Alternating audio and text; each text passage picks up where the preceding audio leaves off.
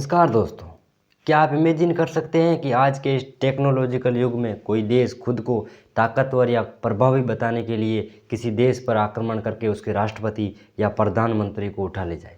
हाँ जी दोस्तों, ऐसी एक घटना दक्षिण अमेरिका के वेनेजुएला देश से निकलकर सामने आ रही है। 3 जनवरी 2026 को अमेरिका ने वेनेजुएला पर आक्रमण करके कुछ ही घंटों में उसके राष्ट्रपति निकोलस मादुरो को गिरफ्तार कर लिया। अमेरिका ले जाया गया और अभी वो अमेरिका की एक जेल में। तो दोस्तों, अमेरिका का वेनेजुएला के राष्ट्रपति निकोलस मादुरो पर आरोप है कि ये वेनेजुएला के रास्ते होते हुए मेक्सिको के रास्ते से अमेरिका में ड्रग्स सप्लाई करते थे। हालांकि अमेरिका को ड्रग्स सप्लाई तो मेक्सिको करता है, न कि वेनेजुएला, लेकिन अमेरिका को हमला करने के लिए सिर्फ बहाना चाहिए था। बाकी अमेरिका में जो ड्रग्स का उपयोग हो रहा है वह वहाँ के कल्चर की वजह से हो रहा है, क्योंकि वहाँ पूरे दिन लोग दारू गांजा सिगरेट पीते रहते हैं। क्योंकि दुनिया का सबसे बड़ा जो ऑयल रिजर्व है वो वेनेजुएला के पास है और अमेरिका उस पर कब्जा करना चाहता है। लेकिन इस ऑयल के अंदर अशुद्धि ज़्यादा होने के कारण इसको रिफाइनर करने में अधिक खर्चा आता है। और इसी के साथ साथ वेनेजुएला में सोना तथा लिथियम के भी बहुत बड़े बड़े भंडार पाए जाते हैं और अमेरिका की नज़र इन भंडारों तथा ऑयल रिजर्व पर है। जब 2020 में कोरोना के चलते लॉकडाउन चल रहा था, तब से ही ये राष्ट्रपति को उठाने की साजिश रची जा रही थी। तो दोस्तों, अमेरिका ने उस समय भी एक बहुत बड़ा गेम खेला था। उसने निकोलस मादुरो के सेनापति तथा उपसेनापति को कहा कि तुम अमेरिका में आकर बस जाओ, तुम्हें नया नाम दिया जाएगा, नया पासवर्ड दिया जाएगा और करोड़ों रुपए दिए जाएंगे। तो दोस्तों, तथ्यों के आधार पर बताया गया है कि 2020 में मादुरो के एक उप सेनापति ने खुद को अमेरिकी सेना के हवाले कर दिया था तथा बाद में अमेरिकी सेना द्वारा इसे कार्डिनल नाम दिया जाता है। तो दोस्तों, तथ्यों के आधार पर यही वो व्यक्ति हैं जिसने निकोलस मादुरो की हर एक डिटेल उन व्यक्तियों को बताई कि निकोलस मादुरो किस समय उठते हैं, कब सोते हैं, सोते समय उनके पास कितने गार्ड होते हैं और ये इमरजेंसी में किधर भागेंगे। और यही वो व्यक्ति हैं जिसने अमेरिकी CIA एजेंसी को पूरी की पूरी जानकारी बताई। तो दोस्तों, इसी आधार पर लंबे समय से प्लानिंग चल रही थी और इसी प्लानिंग के तहत 3 जनवरी 2026 को 150 से ज़्यादा एयरक्राफ्ट इस ऑपरेशन का हिस्सा बनते और इस ऑपरेशन में भाग लेने वाले सभी अलग अलग प्रकार के जहाज थे। और इसी रात तकरीबन 11 समुद्री जहाज वेनेजुएला के तट पर रहते हैं। दोस्तों, ये सारे के सारे जहाज अलग अलग शहर से अलग अलग समय से उड़ान भरते हैं, लेकिन विचारणीय बात यह है कि इन सब का वेनेजुएला पर पहुंचने का समय एक ही है।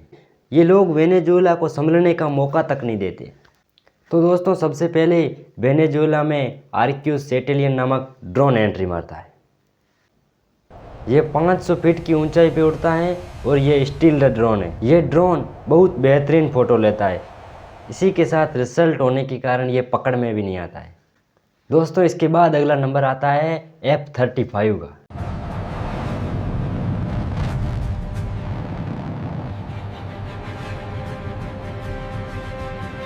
इसकी एक खासियत थी कि ये दुश्मन के रडार में नहीं दिखता है। इसी का फ़ायदा उठा करके ये अंदर प्रवेश कर गया। तो दोस्तों, जैसे ही ये अंदर प्रवेश करता है तो इसके साथ अलग अलग कई प्रकार के जहाज आ जाते हैं जिन्होंने अलग अलग स्थानों से उड़ान भरी थी। वेनेजुएला देख नहीं पाई क्योंकि यहाँ स्टील्थ रडार हैं। और यह जहाज़ क्या करता है कि वेनेजुएला के रडार पर फेक सिग्नल भेजना स्टार्ट कर देता है। तो दोस्तों, इसके पीछे एंट्री करता है ग्राउलर जहाज़, जो बहुत खतरनाक जहाज़ है। यह इलेक्ट्रॉनिक वारफेयर के काम आता है। इसकी एक खासियत है जिसके चलते ये रडार पर फेक सिग्नल भेज देता है। तभी वेनेजुएला के रडार कन्फ्यूज हो जाते हैं कि इतने सारे जहाज एकदम से कहाँ से आ गए। जब इसने इतने फेक सिग्नल भेजे तो वेनेजुएला के रडार उतना अच्छे से काम नहीं कर रहे थे। अब यहाँ पर वेनेजुएला ने एक गलती कर दी कि उसने रडार की फ्रीक्वेंसी बढ़ा दी कि कहाँ से प्रॉब्लम आ रही है। अब यहाँ पर ग्राउलर जहाज यही चाह रहा था, क्योंकि उसमें एक सेंसर लगा होता है। हार्ड फ्रीक्वेंसी को देख करके सीधी एक्जियम मिसाइल बनती है। ये एक्जियम मिसाइल जो होती है जिसे रडार किलर मिसाइल भी कहा जाता है। तो हार्ड फ्रीक्वेंसी जहाँ से आती है ये सीधी की सीधी वहाँ चली जाती है। इसी के चलते 9 सेकंड के अंदर वेनेजुएला के 12 रडार उड़ा दिए जाते हैं, क्योंकि ये YG रडार थे जो कि चाइना से आए थे। इसी के साथ साथ वेनेजुएला का आसमान अंधा हो जाता है और अब पूरा का पूरा मैदान भी खाली रहता है। अब वेनेजुएला की राजधानी पर कोई भी जहाज उड़े जिसका कोई पता नहीं लगना है। अब अमेरिका से उड़ान भर के पहुंचता है B-52, जिसका सेकेंड विश्व युद्ध में भी बमबारी के लिए उपयोग किया गया था। और इसमें 8 इंजन लगे होते हैं और ये कारपेटिंग बिम्बिंग की तरह होता है। अब इसको जहाँ भी लग रहा था कि वेनेजुएला अटैक कर सकता है, उसने वहाँ जा कर के हेवीली बम्बार्डमेंट कर दिया। अब वेनेजुएला में जो उसकी मिलिट्री इस्टेब्लिशमेंट थी उसमें भी अफरा तफरी मच जाती है। अब वेनेजुएला के आंतरिक भाग पर भी हमला करना था जहाँ से रिलियंस आ सकता था। इसके लिए अब बीवर लैंसर का यूज किया जाता है क्योंकि ये दुश्मन के एरिया से बहुत जल्दी निकल जाता है। जब इसको स्पीड से उड़ना होता है तब ये अपने विंग्स को हल्का मोड़ लेता है। जब इसको बम गिराना होता है तब ये अपने विंग्स को खोल लेता है क्योंकि विंग्स खुले होने के कारण इसको धीमा उड़ने में आसानी रहती है। तभी बीवर लैंसर अपने विंग्स को थोड़ा हल्का मोड़ करके वेनेजुएला में प्रवेश करता है। जहाँ जहाँ उसको बम्बार्डमेंट करना होता है वहाँ ये बम गिराना स्टार्ट कर देता है। तो दोस्तों उसके बाद प्रवेश करते हैं असली डेल्टा फोर्स के कमांडो। डेल्टा फोर्स के कमांडो जिस हेलीकॉप्टर से आते हैं उसका नाम है नाइट स्टॉलर। इस जहाज़ में आगे एक गनर बैठा होता है जो आगे से आने वाले दुश्मनों को मारता है।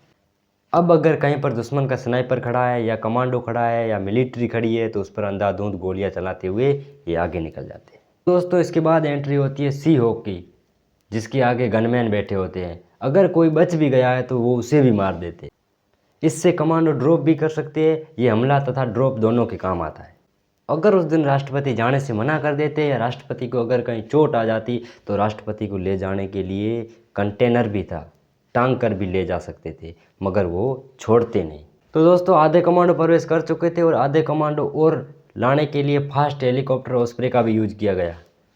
ये हेलीकॉप्टर और जहाज का मिश्रण होता है। जब ये उड़ान भरता है तब इसके विंग्स ऊपर होते हैं और जब ये हाइट ले लेता है तब इसके विंग्स धीरे धीरे आगे आते हैं और ये उड़ता फिरता विमान हो जाता है। और इसी से पीछे बचे हुए कमांडो लाए जा रहे थे ताकि वेनेजुएला पर अधिक से अधिक कार्रवाई की जा सके।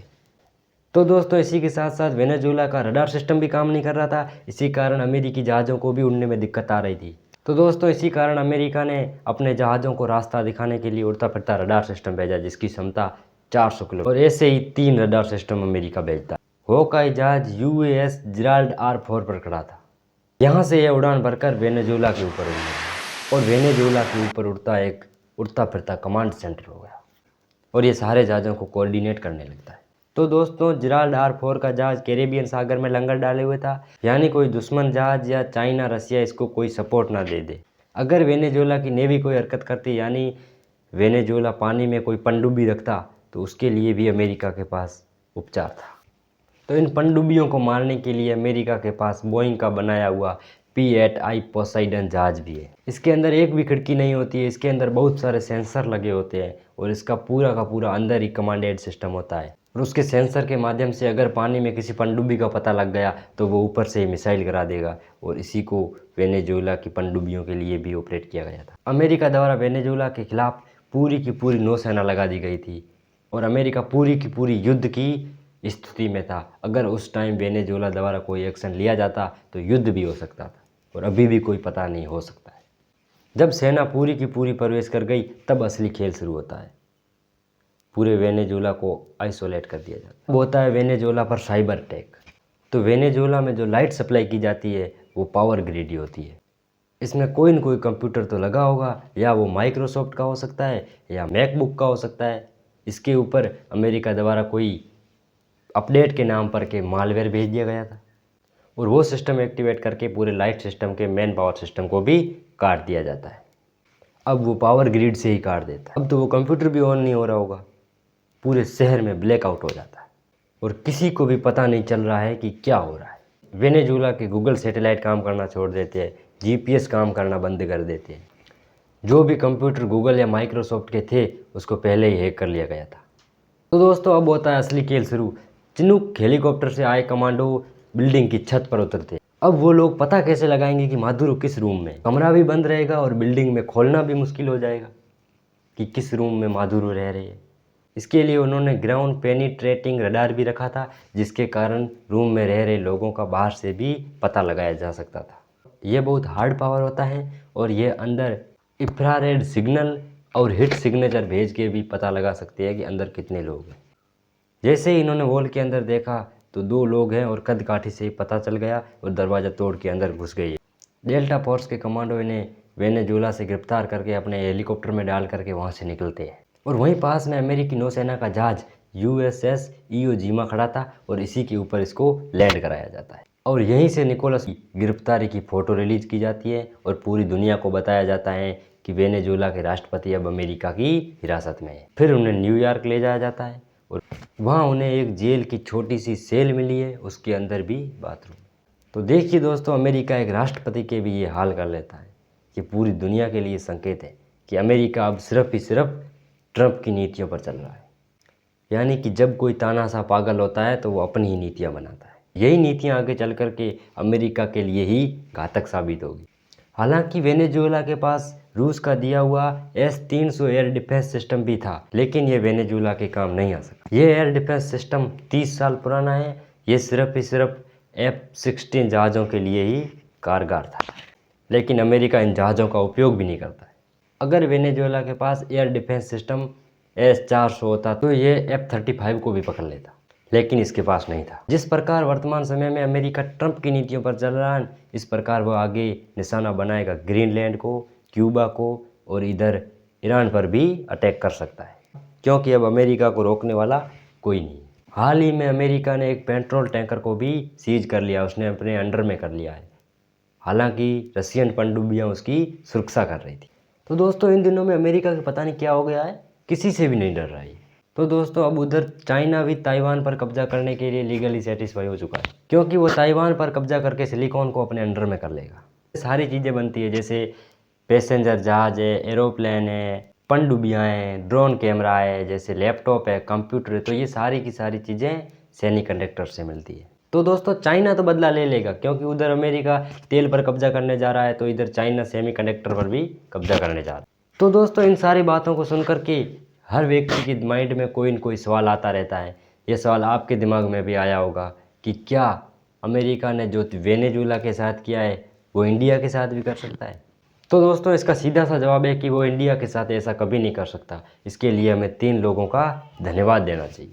तो दोस्तों, भारत की प्रथम महिला प्रधानमंत्री इंदिरा गांधी ने सन 1974 में स्माइलिंग बुद्धा नाम से परमाणु परीक्षण करके परमाणु प्रोग्राम को आगे रखा।